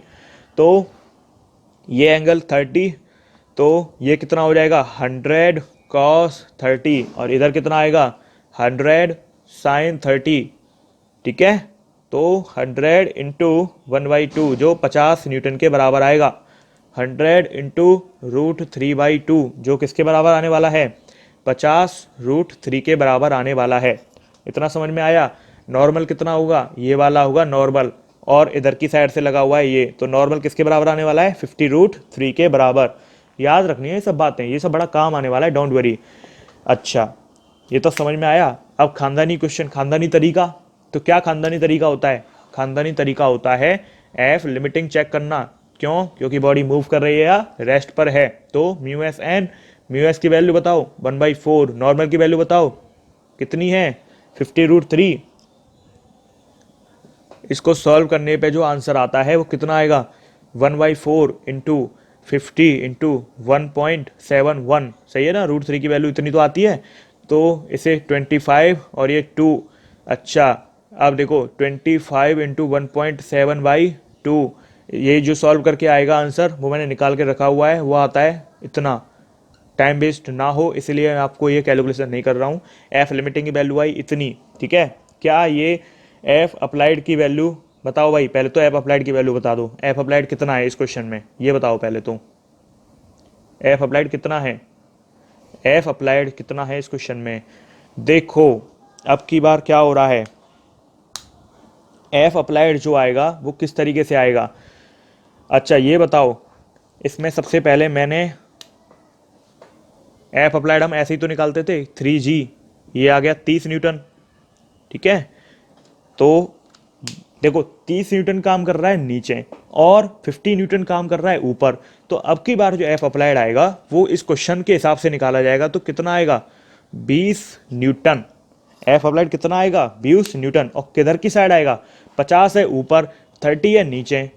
मतलब देखो ये है ऊपर और ये है नीचे, तो बड़ा कौन सा आया? ऊपर वाला, यानी कि 20 न्यूटन आएगा ऊपर की तरफ। 20 न्यूटन आएगा ऊपर की तरफ, यानी कि अब की बार ऐसे फोर्स नहीं लग रहा है, अब की बार फोर्स इधर से लग रहा है, इधर की साइड। ठीक है, तो एफ अप्लाइड कितना आएगा? बड़े में से छोटा घटाया, क्योंकि नेट फोर्स निकालना पड़ेगा अप्लाइड में, तो 20 न्यूटन आया। क्या अब बताओ क्वेश्चन समझ में आया क्या हो रहा है? एफ अप्लाइड छोटा रह गया किससे, एफ लिमिटिंग से। एफ अप्लाइड कितना रह गया 20 न्यूटन, एफ लिमिटिंग कितना है 21.65 न्यूटन, ठीक है ना। तो इसका मतलब क्या हुआ कि बॉडी मूव नहीं कर रही है, बॉडी किस पर है, बॉडी रेस्ट पर है। तो एफ स्टैटिक किसके बराबर आया, एफ अप्लाइड के। समझ में आई ना बातें, एफ स्टैटिक किसके बराबर आएगा, एफ अप्लाइड के। वही था, खानदानी तरीका है, सिंपल। आंसर आ गया 20 न्यूटन। 20 न्यूटन किधर आएगा, नीचे की तरफ। क्यों आएगा भाई, क्योंकि ऊपर की तरफ तो अप्लाइड फोर्स है और फ्रिक्शन हमेशा अप्लाइड फोर्स के अपोजिट काम करता है। तो 20 न्यूटन डाउनवर्ड, 20 न्यूटन डाउनवर्ड। समझ में आई ना भाई बस सब बातें, क्या हो रहा है इस क्वेश्चन में। इस क्वेश्चन में देखो बस क्या फर्क था कि अब की बार किसी एंगल पे फोर्स दे दिया, अब किसी एंगल पे दे दिया तो उसको रिजॉल्व कर लिया, रिजॉल्व कर लिया, जो जो हमें जरूरत पड़ती गई वो हमने वैल्यू रख ली, वैल्यू निकाली, आंसर निकाला। हमें मैग्नीट्यूड पूछा था वो भी निकाल दिया, डायरेक्शन पूछी थी वो भी निकाल दी, ठीक है। अगर ये मूव कर रही होती तो एफ के पिक्चर में आ जाता, तो एक्सेलरेशन निकाल देते, ठीक है। समझ में आ रही है ना ये सब बातें, आनी चाहिए क्योंकि बहुत इजी है, ज़्यादा टफ नहीं है। नहीं भी आ रही है तो क्या करना है, बैक वीडियो करो, दोबारा देख लो। अब सबसे बेस्ट तरीका क्या है कि सारे क्वेश्चंस को रफ में लिख लो, क्वेश्चंस लिख लो और खुद सॉल्व करके देखो 6 के 6 क्वेश्चंस को। अगर दिमाग में बैठ गई हैं बातें तो 6 के 6 क्वेश्चन हो जाएंगे। क्या क्या याद रखना है क्वेश्चन करते वक्त, सबसे पहले याद रखो कि कभी भी फ्रिक्शन का क्वेश्चन आए तो सबसे पहले लिमिटिंग फ्रिक्शन निकालो। लिमिटिंग फ्रिक्शन क्यों निकालना है, सबसे पहले हमें ये चेक करना है पहले कि बॉडी रेस्ट पर है या मूव कर रही है, इसीलिए हमें लिमिटिंग फ्रिक्शन पहले निकालना पड़ेगा। लिमिटिंग फ्रिक्शन निकाला, हमें पता चला कि एफ अप्लाइड से वैल्यू कम आ रही है। इसका मतलब क्या हुआ, इसका मतलब कि बॉडी मूव कर रही है। जैसी बॉडी मूव कर रही है पिक्चर में क्या लाना है, एफ के। एफ के लाते ही पिक्चर में क्या लाना है, एक्सेलरेशन। एक्सेलरेशन क्या होता है, बड़ी में से छोटा अपॉन टोटल मास, एक्सेलरेशन आ गया।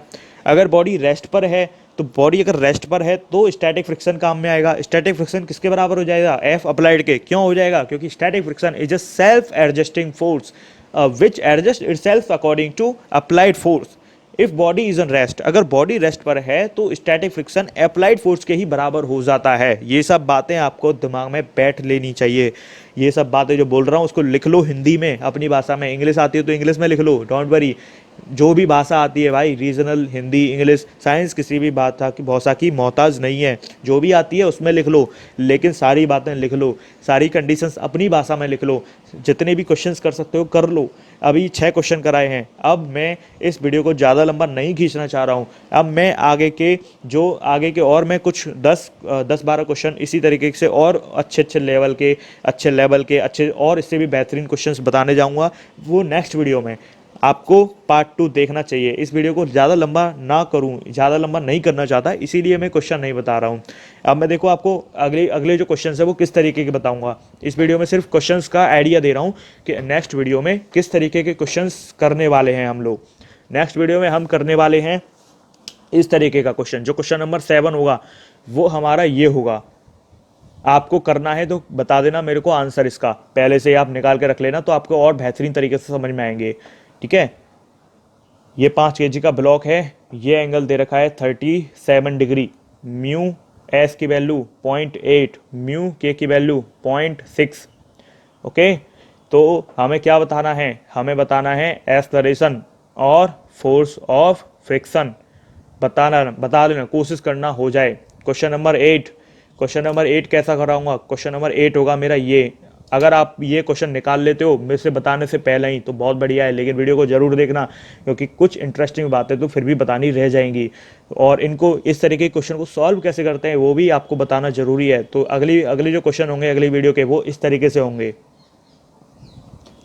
ये होगा 37 डिग्री, म्यू एस 0.5, म्यू के 0.2, क्या बताएगा, एक्सेलरेशन पूछेगा। खानदानी क्वेश्चन है। हर क्वेश्चन को करते वक्त क्या याद रखना है, एफ लिमिटिंग निकाल लो। बॉडी मूव कर रही है तो पिक्चर में एफ के ले आओ और एक्सेलरेशन निकाल लो। बॉडी मूव नहीं कर रही है तो ए 0 और एफ स्टैटिक एफ अप्लाइड के बराबर हो जाता है। क्वेश्चन नंबर 9 यानी कि क्वेश्चन नंबर 9 जो होगा वो किस तरीके का होगा, वो इस तरीके का होगा। ये सब इसलिए बता रहा हूँ आपको कि आप कोशिश करें इन क्वेश्चन को निकालने की। सारे क्वेश्चन लिख दिए हैं। अच्छा, आंसर जो है वो नेक्स्ट वीडियो में बताऊँगा, ठीक है, क्योंकि पहले आप इनको निकालने की कोशिश करो और मेरे को कमेंट में लिखो आंसर क्या आ रहे हैं। और अगर आंसर सही आ रहे होंगे तो मुझे बड़ी खुशी मिलेगी कि हाँ, मैंने जो पढ़ाया आप लोगों को समझ में आ गया।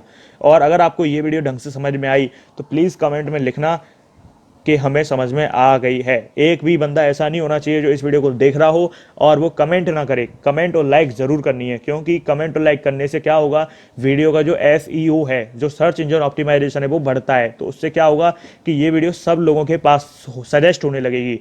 तो जब ज़्यादा रिस्पॉन्स आएगा तो काम करने में ज़्यादा मज़ा आता है। इसीलिए मैं आपको इम्फेसिस आपको कहता हूं कि हाँ, आपको क्या करना है, आपको इस वीडियो को लाइक करना है और कमेंट जरूर, चाहे आपको सिर्फ थैंक यू लिख के जाओ, लेकिन कमेंट में जरूर लिख के जाना, कुछ भी लिख के जाओ। अच्छी कोई बात नहीं लगी, आपको लगे कि हाँ, मैं ये सजेशन दे सकता हूँ, इस वीडियो को और बेहतर बना सकते थे इस तरीके से, तो वो भी लिख के जाओ। आपको लगता है कि हाँ, कि हमने कुछ सीखा है, तो आप थैंक यू लिख दो केवल, कोई दिक्कत नहीं है, लेकिन लिख के जरूर जाओ। और अगर आपको वीडियो पसंद आ रही है तो लाइक जरूर करना, ठीक है। इससे क्या होगा कि कमेंट और लाइक करने से क्या होता है कि यूट्यूब की नज़र में आ जाएगी मेरी वीडियो, तो उससे सजेस्ट होने लगेगी। तो उससे क्या होगा कि और जो भी ज़रूरत वाली, जो जिन बच्चों को ज़रूरत है उन तक पहुंचेगी ये वीडियो।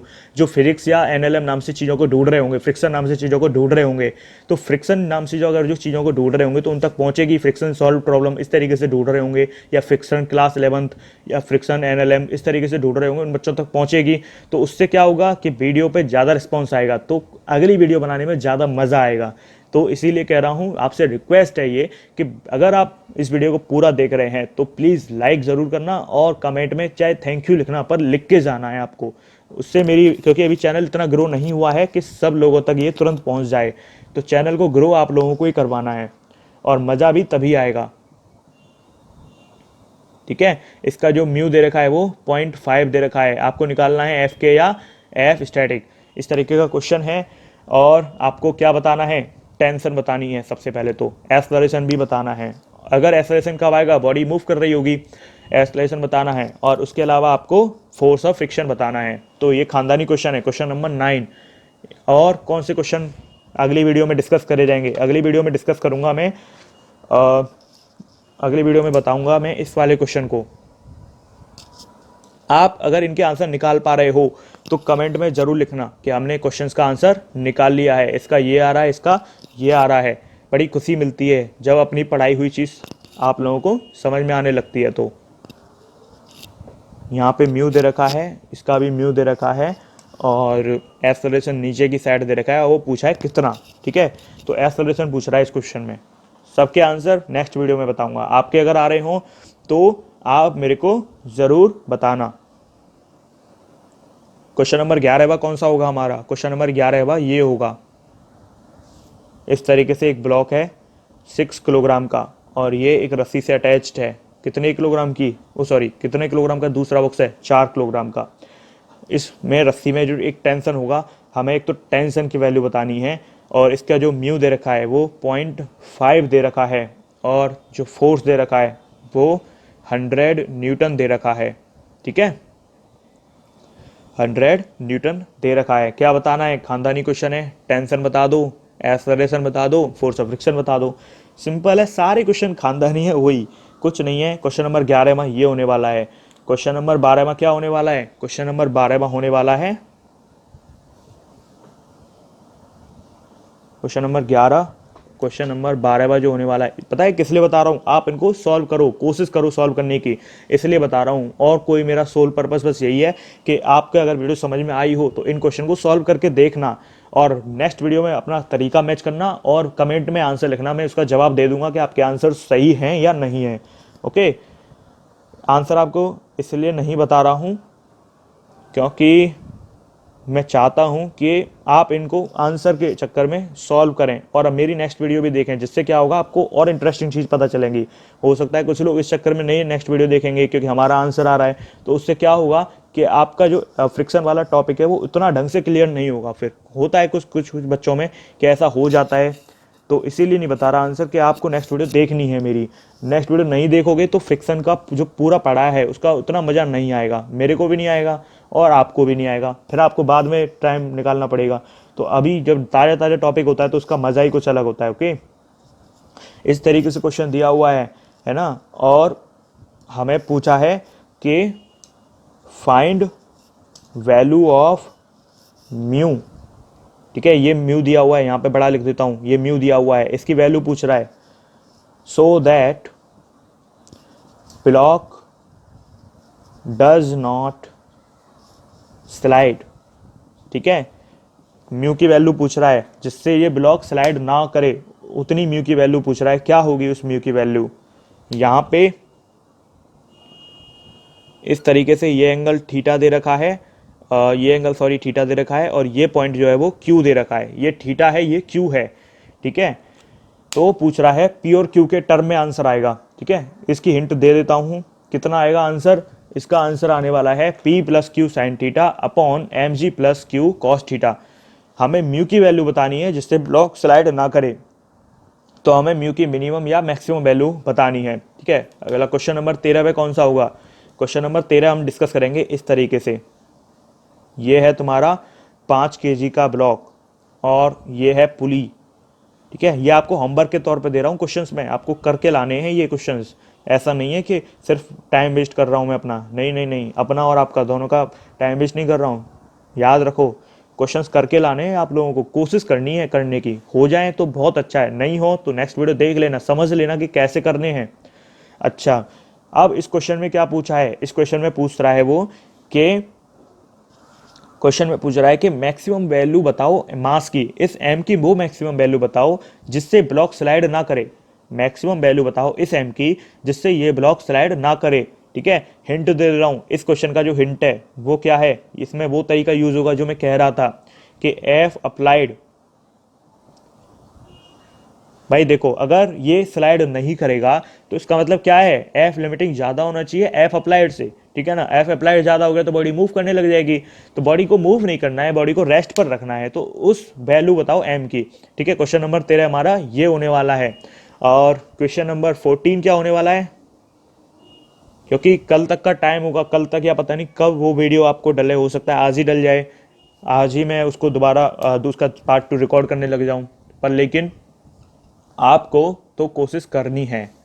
आपको सेकंड वीडियो को तब तक नहीं देखना है जब तक आप इन सारे क्वेश्चंस पे हो। तो डेफिनेटली बता रहा हूँ, नेक्स्ट वीडियो आपके लिए इतनी ईजी हो जाएगी कि आप मतलब सोच नहीं पाओगे कि मैं इन सब चीज़ों को इतनी आसानी से कर पा रहा हूँ। ये सब आपको डर लग रहा होगा अभी तो देख के, बहुत से लोगों को तो ये लग रहा होगा कि हो क्या रहा है, लेकिन अगली वीडियो देख लोगे तो सब कुछ बहुत ईजी हो जाएगा, टेंशन ना लो। 5 kg, ठीक है, इस तरीके से कुछ दिया हुआ है और म्यू की वैल्यू दी हुई है 0.2, ठीक है। ये है टेंशन। क्वेश्चन क्या पूछ रहा है? मिनिमम वैल्यू ऑफ एम बतानी है, फिर से एम की वो कम से कम वैल्यू बताओ जिससे ब्लॉक स्लाइड ना करे, ठीक है। एम की वो कम से कम वैल्यू बताओ जिससे ये पूरा जो ब्लॉक है सिस्टम ये स्लाइड ना करे। तो इसमें भी हिंट दे रहा हूं, क्या हिंट है? इसमें भी यही तरीका अप्लाइड होगा, इस तरीके से ये आंसर आएगा, ठीक है। इस तरीके से ऐसे क्वेश्चंस का आंसर निकाले जाते हैं। समझ में आ रहा होगा ना, यही वाला केस क्यों लगा रहा हूँ? क्योंकि ब्लॉक को स्लाइड ही नहीं करना है, मतलब इस जो सिस्टम को स्लाइड नहीं करना है, इसको मूव ही नहीं करवाना है। तो मूव नहीं करवाना है इसका मतलब क्या है कि लिमिटिंग फ्रिक्शन की वैल्यू ज़्यादा कर दो अप्लाइड फोर्स से, सिंपल सा है कंसेप्ट। अच्छा, इससे अगला क्वेश्चन क्या होगा? क्वेश्चन नंबर 15 जो होगा वो होगा इस तरीके से। क्वेश्चन नंबर 15 जो होगा वो इस तरीके से होगा। 5 kg ये ब्लॉक है और इस तरीके से यहाँ पे एम मास का एक लटका हुआ है और ये इस तरीके से एंगल है 45 डिग्री का, ठीक है। ये 45 डिग्री का है एक एंगल है और इस तरीके से ये लटका हुआ है। म्यू की वैल्यू दी हुई है भाई 0.4। क्वेश्चन पूछ रहा है अगर सिस्टम इक्विलिब्रियम में है तो एम की वैल्यू बताओ। एम की वैल्यू क्या होगी अगर ये सिस्टम इक्विलिब्रियम में है, ठीक है। तो सिंपल है, इसके कंपोनेंट करने सोचना, थोड़ा सोचना, इसका कंपोनेंट करने की कोशिश करना, तो आपको ये क्वेश्चन नंबर 15 भी आना चाहिए, ठीक है। अब जो है क्वेश्चन नंबर 16, 17, 18, 19 और question number 20, question number 21, question number 21, 22 जो भी होंगे आगे के नेक्स्ट क्वेश्चन, वो सब मैं कवर करने वाला हूँ नेक्स्ट वीडियो में। ये सब भी नेक्स्ट वीडियो में कवर करूँगा, लेकिन ये क्वेश्चंस इसलिए लिखे हैं आप इनको ट्राई करने की कोशिश करें, क्योंकि ये सब खानदानी तरीके से होने वाले हैं। क्या मानना है, एफ लिमिटिंग चेक करो, एफ लिमिटिंग चेक करके चेक करो कि एफ अप्लाइड से कम है या ज़्यादा है। कम होगा तो बॉडी रेस्ट पर है, ज़्यादा होगा सॉरी अगर एफ अप्लाइड ज़्यादा है तो बॉडी मूव कर रही है, एफ अप्लाइड कम है एफ लिमिटिंग से तो बॉडी रेस्ट पर है। सिंपल है, कुछ नहीं है। क्वेश्चन नंबर जो 15 है उसके बाद एक आगे एक इस तरीके के क्वेश्चन और बताऊंगा मैं, आप टेंशन मत लेना, मैं पहले आपको हिंट दे रहा हूँ। मैं इस तरीके के क्वेश्चन और बताने वाला हूँ आप लोगों को, इनका मैं शॉर्ट तरीका और लॉन्ग तरीका दोनों बताने वाला हूँ इस तरीके के क्वेश्चंस का। कैसे क्वेश्चंस कि एक ट्रॉली है, ठीक है, ऐसे क्वेश्चन आप घबराएं नहीं देख के, इसलिए बता रहा हूँ कि आप अगर किताब में देखें अपनी किसी में कि ऐसे क्वेश्चन दे रखे तो कैसे करेंगे, उसकी टेंशन ना लें। ये म्यू दे रखा है, इसका जो कॉफिशिएंट है, ये एक ट्रॉली है। तो क्वेश्चन क्या होता है कि find out minimum value of acceleration, हमें इस ए की वो कम से कम वैल्यू बतानी है जिससे ये सिस्टम, ये जो ब्लॉक है ये स्लाइड ही ना करे, ठीक है। जब ट्रॉली चलेगी तो ये ब्लॉक नीचे ना उतरे, नीचे स्लाइड ना करे, वो कम से कम वैल्यू बताओ इस ए की, ठीक है। तो इस क्वेश्चन की मैं आपको दो तरीके बताऊंगा, एक तो बताऊंगा कंसेप्चुअल मेथड, एक बताऊंगा शॉर्ट ट्रिक, ठीक है। इस तरीके के क्वेश्चन भी कवर करने वाला हूं, और मैं कवर करने वाला हूं इस तरीके के क्वेश्चंस भी कि ये एक ट्रक है या एक गाड़ी है, इस तरीके से, ये एक ट्रक या एक गाड़ी है इस तरीके से, ठीक है। अब इसका म्यू है 0.6, यहाँ पे रखा हुआ है एक 1 किलोग्राम का 1 kg का एक ब्लॉक रखा हुआ है, और इसका एक्सेलरेशन दिया हुआ है 5, ठीक है, एक्सेलरेशन 5 मीटर पर सेकेंड स्क्वायर दिया हुआ है। अब क्वेश्चन पूछ रहा है कि फोर्स ऑफ फ्रिक्शन बताओ जो इस ब्लॉक पे काम कर रहा है, इस ब्लॉक पे फोर्स ऑफ फ्रिक्शन हमें बताना है जो काम कर रहा है, ठीक है। क्या बताना है इस क्वेश्चन में, एक्सेलरेशन दिया हुआ है, हमें फोर्स ऑफ फ्रिक्शन बताना है इस क्वेश्चन में। तो ये इसके भी एक आपको सिंपल तरीका बताऊंगा, ठीक है, कंसेप्चुअल भी बताऊंगा, सिंपल तरीका भी बताऊंगा, डोंट वरी, ठीक है। इस वीडियो को अब हम यहीं फिनिश करते हैं। इन क्वेश्चंस को करने की कोशिश करना, कमेंट में जवाब लिखना। अगर कोई भी इस वीडियो को देख रहा हो, मन से देख रहा हो, ढंग से सीखने के पर्पज से देख रहा हो, तो लाइक करना ना भूलें और कमेंट जरूर करना। उससे क्या होगा कि वीडियो को रैंक होगी, वीडियो रैंक होगी यूट्यूब में, यानी कि कोई भी सर्च करेगा ऊपर डाल के मोशन ऑफ कनेक्टेड बॉडीज या फिर एनएलएम फ्रिक्शन, इस तरीके से कोई भी वर्ड अगर सर्च करेगा तो उसमें ये वीडियो आएगी, तो वो उन लोगों तक पहुंचेगी, उन लोगों की मदद मिलेगी। जैसे आपको हेल्प हो रही है, उन लोगों तक भी ये वीडियो पहुंचाओ जिन पे अभी मेरा चैनल नहीं पहुंच पाया है। कैसे पहुंचेगा, लाइक करके और कमेंट करके, और एक बार शेयर कर, किसी दोस्त पे एक बार शेयर कर देना, उससे यूजर इंटरेक्शन सिग्नल जनरेट होते हैं। तो उसकी वजह से क्या होता है कि यूट्यूब समझता है कि इस वीडियो को लोग पसंद कर रहे हैं, तो वो उसको रैंक करेगा। तो इसलिए मैं इस बात पे जोर देता हूं कि लाइक करें, कमेंट करें और शेयर करें। समझ गए ना? Thank you.